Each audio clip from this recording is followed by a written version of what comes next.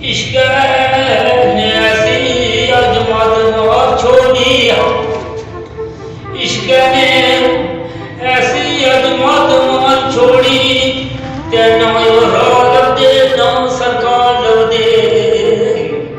ओ दिल जद के रात कवा होई गए, ओ सिहो लाउण जोगे ना काल लभदे।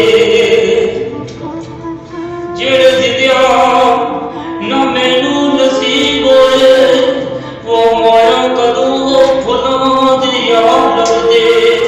ओ बाल जुल्फां ने चिट्टे वीरान गए, ओ यादे ताक ना विछड़े याद लभदे।